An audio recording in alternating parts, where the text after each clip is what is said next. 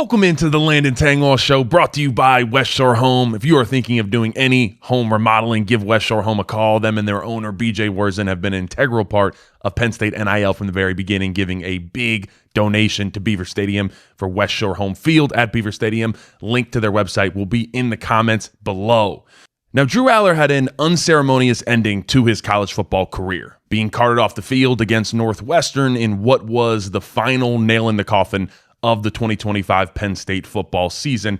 And it sucks that that's our final image, that's our final thought of Drew Allar in a Penn State uniform.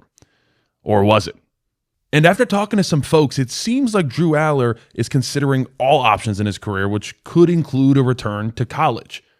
Hit that subscribe button if you guys are enjoying all the content. It helps out the channel and keeps you up to date on all things Penn State football news. So, with talks of Drew Allar's return being considered, let's lay out how Drew Allar got here and how he and even some of his classmates could possibly return to college football in 2026.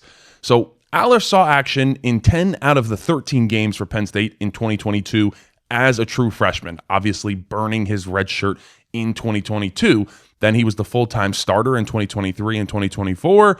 And then played in 6 games in 2025 before having his season-ending ankle injury. So on paper, Drew Allar is done with college football. But as we've all learned in the forever changing every single week, day, down to the hour, the college football landscape is changing constantly. So in 2025, just because a rule is written and it's on paper doesn't mean that it cannot be changed or erased. So under the current NCAA rules, players have 5 calendar years to play 4 seasons. During those 5 years, you can obviously take 1 redshirt year to preserve a year of eligibility. Now, in football, you can play up to 4 games in a season and still take a redshirt for that year. But once a player enters a 5th game in said season, that redshirt is completely burned. So with Allar playing 10 games in 2022, he missed his red shirt by 5 games. A note that I think is interesting, this just happened a couple years ago. Bowl games do not count towards eligibility, by the way. And then he played 6 games in 2025, missing his ability to redshirt this season by just 2 games. But let's talk about the facts and the prior precedent that Allar and his team would use to get the NCAA to allow him to have a 5th year. So Allar appeared in 75% of games in his freshman season, but he only participated in 15% of the offensive snaps in 2022, which would equate to less than 4 full games of snaps. So I did a bunch of research to find other student athletes that were in a very similar situation to Drew Allar. I couldn't find any as far as football players in college football, but I did find NCAA recently denied 2 different medical redshirt waivers, including basketball players. So, number 1, former Penn State basketball player Puff Johnson sought out a medical redshirt to be able to transfer to Ohio State. He was denied, and now he is suing the NCAA, saying that their medical redshirt process violates antitrust laws. Anytime you get that antitrust in there, lawyers just go after it. Now, this next one I think is more interesting and shows how strict the NCAA really is when it comes to giving out these medical red shirts. Last summer, Indiana basketball player Luke Good had his medical waiver denied by the NCAA.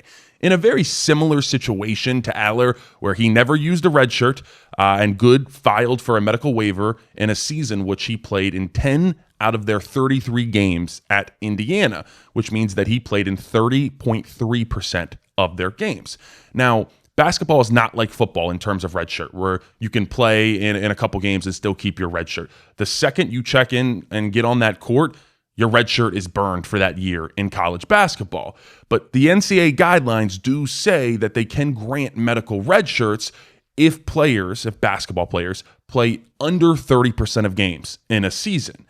So Good played in 30.3% in the season he was trying to get a medical. So that just shows how strict the NCAA is. They said no to his medical by 0.3%. However, this might not matter at all. All of this stuff that we just talked about, you can maybe throw this out the window if what I'm about to talk about comes to be true. In September of 2025, a Vanderbilt football player who is still on the team This is Patterson versus NCAA. Patterson filed a class action lawsuit versus the NCAA challenging the redshirt rule, challenging the rule that is you have 5 years to play 4 seasons. So he argues that it violates antitrust laws because it restricts players' ability to earn NIL. So he is suing to get a 5th year at Vanderbilt after playing more than 4 games in his first 4 seasons. So very similar to Allar in the sense that he's looking for a 5th year in the 2026 football season. Now, a big note on this, this is different than the lawsuit that I'm sure you've heard about with Vanderbilt quarterback Diego Pavia. Pavia filed an individual lawsuit, and it kind of pertained to JUCO, junior college stuff. So that affects no one else because when you file an individual lawsuit, it only pertains to that individual. So a class action lawsuit is widespread. So if Patterson wins this lawsuit, it changes the rules for everybody, not just college football, everybody in college athletics to get 5 years to play 5 seasons. Now, they are holding a hearing December 15th for a preliminary injunction. If this preliminary injunction is granted, because it is a class action lawsuit, Drew Allar would automatically get the option of having a 5th year. And not only Drew Allar, guys like Zane Durant, Denai Dennis Sutton, Nick Singleton, Drew Shelton, all those guys who played already 4 seasons and 4 years, they can all get a 5th year. So that's something really interesting to monitor there. But let's talk about why Drew Allar would even want a 5th year. And I think there's 2 main reasons. First, let's talk about his injury timeline here. So Allar suffered a broken ankle on October 11th. Now, on the broadcast this past week against Michigan State, they said that the reports were that Allar would be fully cleared by January. I find that kind of hard to believe that a broken ankle will be fully healed just a little bit over 3 months after it breaking. Depending on the severity of an ankle break, recovery can exceed up to 6 months. So that would, if he did go into the 6-month time frame, that would put Allar's ability to be able to perform for NFL teams in jeopardy, at the combine, at the pro day. So we will monitor and we'll continue to cover reports as they come out about Drew Allar's injury timeline here. But let's talk about where Allar is in terms of draft boards as it stands today and how money could affect Drew Allar's decision here. So Mel Kiper's big board currently has Drew Allar as the 12th ranked quarterback in the 2026 NFL draft.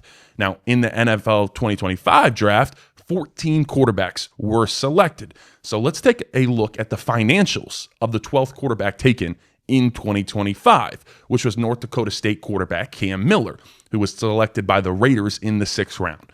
Miller's contract was worth $4.37 million spread out over 4 years with $175,000 guaranteed.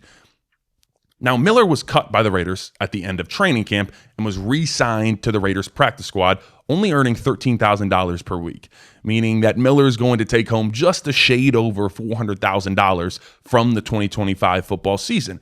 So really not that much money. But let's put that aside. Let's go crazy and say that Drew Allar could be the 4th quarterback taken off the board. So let's look at the 4th quarterback in the 2025 NFL draft that was taken. That was Jalen Monroe, and he was selected in the 3rd round. So according to Monroe's contract, he won't earn north of $3 million until the end of the 2026 NFL season.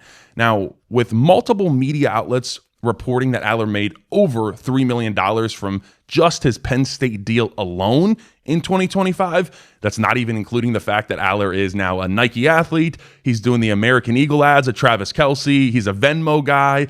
He's in the Dodge Ram commercial, which we hear constantly on Saturdays and Sundays. Drew Allar, this NIL deals for you. Like Terry Crews saying that, I hear that as I sleep. We hear that commercial so much. So Allar is clearly taking home much more than just his Penn State deal. And that's part of the being a big time college football quarterback. You're getting those extra deals that, we don't know, but I'm sure it's a lot of money that he's getting from those. If you're a 3rd, 4th, 5th round NFL quarterback, you ain't getting those deals. You're not going to be on any commercials anymore. So money-wise, in the short term of this, returning to college football makes sense for Drew Allar. And then there's also the fact that this coming year, he is almost surely not going to be a first-round draft pick in this 2026 draft. So if Allar came back and played up to expectations for himself, he very well could be a first-round quarterback in the 2027 NFL draft. But let's say Drew Allar does return to college football. The biggest question would be, does he come back to Penn State? And I'll tell you, I mean, Drew Allar is an incredibly loyal person. I know he loves Penn State. He's comfortable here. This is where he's been his entire career, obviously. But, I think like many other players on this Penn State roster, it would be wait and see. They're waiting to see who's this head coach going to be? What assistant coaches is he going to bring? Do I fit in this defense or offensive coordinators, their game plan and how they like to operate? Drew Allar sees another option, RPO-heavy offensive coordinator. He'd probably run, turn the other way, and just get the heck out of there. At least I would if I was him. So the other piece is that Allar has to want to play for this new head coach, and the new head coach would want to have to Allar to be his quarterback, really. So you're looking around, what are the other options for Drew Allar? Places that are maybe quarterback needy. You look at Indiana, Miami, LSU, Alabama, Clemson, Ole Miss. They're all having to have either young quarterbacks or they're going to go into the transfer portal because their quarterbacks are either going in the draft or they are out of eligibility come the 2026 college football season. So there could be some destinations there for Allar if he did not stay at Penn State. Let me know what you guys think about all of this in the comment section below. I want to hear your thoughts. Do you want Drew Allar to return? What would your thoughts be if he does? Do you want him back at Penn State? Let me know below. But I appreciate you guys tuning into this one. Like, comment, subscribe. Peace.